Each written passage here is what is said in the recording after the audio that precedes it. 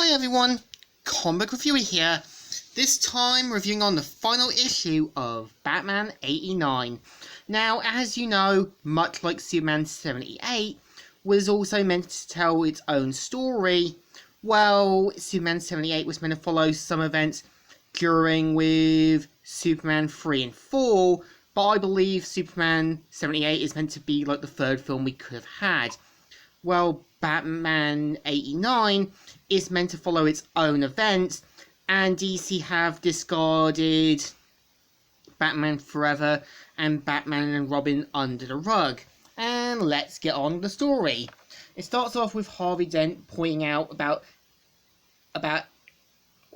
everything that's happened in that, and we see how Bruce Wayne as Batman says, "Harvey, it's over now. I want to help you. You helped me enough.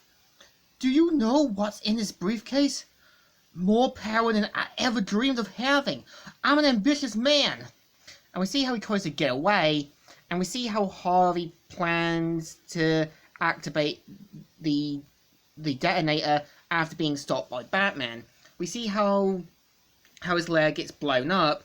Serena as well as Drake find the hidden trail of money, and we see him saying, "You called me Harvey. Why so familiar? Oh my god. Can't be. It can't be. Two faces. Both ugly. Where's my camera? This may be the luckiest day of our..." And of course, we see how they manage to get through and basically try to get him to Alfred as quick as they can. And of course, Alfred's saying, "Well, I've seen worse, but not much worse." And of course, we see how Bruce Wayne wakes up, and we see how Selina points out that the bank had planned the heist and everything else, as they had some incriminating evidence. And we see how Bruce Wayne is called out by Selina, how he never really found her, but he did say that he hoped he was still alive, but wanted to leave it there and there, hoped he would come back. And of course, we see how we got word that Gordon is alright now, and we see how Bruce tries to phone Barbara to see how she is. And we see how Harvey is talking with everyone in the office, even with Carmine Falcone. And we see how he decides with the coin to let him live or die, who he quickly kills. And we see how Otis comes face to face with Harvey, saying, "The Thomas Martha Wayne Foundation might want to get that right next time you tell this story. I figured you were spreading stolen money all over Burnside. Most folks are so bad off, they don't care where it comes from." And we see how he realizes that Harvey's gone too far and tries to call the police.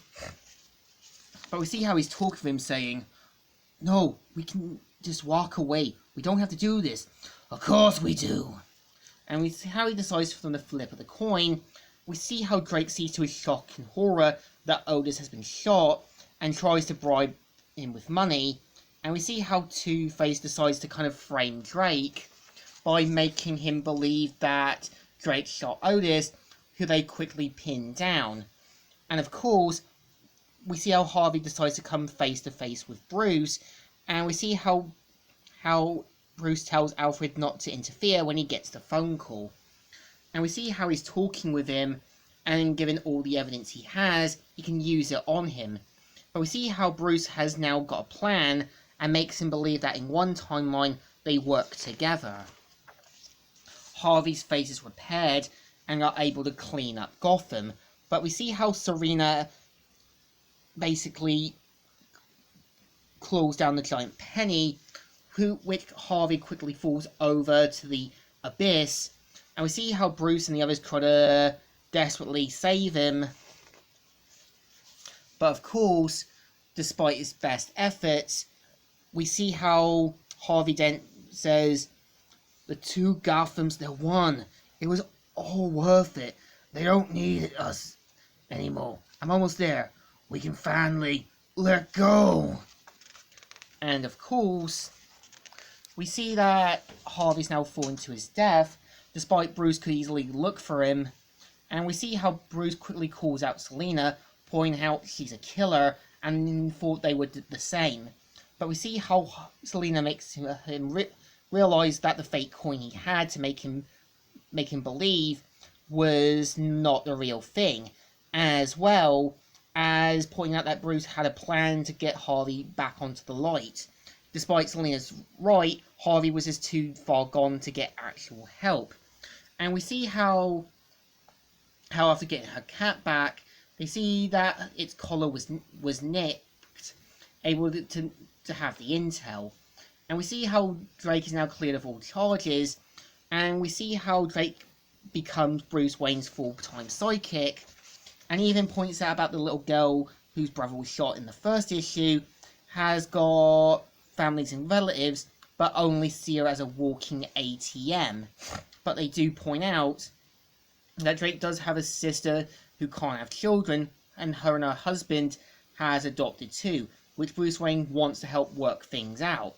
And we see how Drake ends up becoming Robin, and we see how Barbara gets intel from Bruce Wayne about everything that's happened, and yeah, the story leaving it off with Bruce Wayne having a dream about a family, but deciding to get to work as Batman, ending the story. So I think, to me at least, issue 6 is pretty good.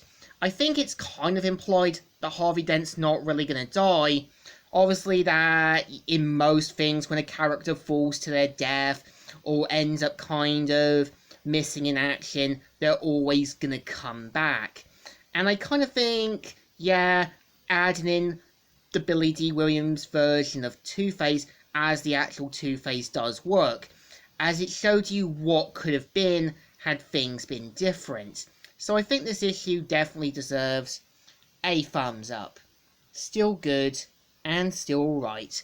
I would say the series and Superman 78 are pretty good, showing you what could have been had DC given Bruce Timm as well as Richard Donner more creative control, instead of leaving things with them under the rug. So I think this series and Superman 78 both deserves a thumbs up and another thumbs up. Still good and still alright. So, comic reviewer here, signing out.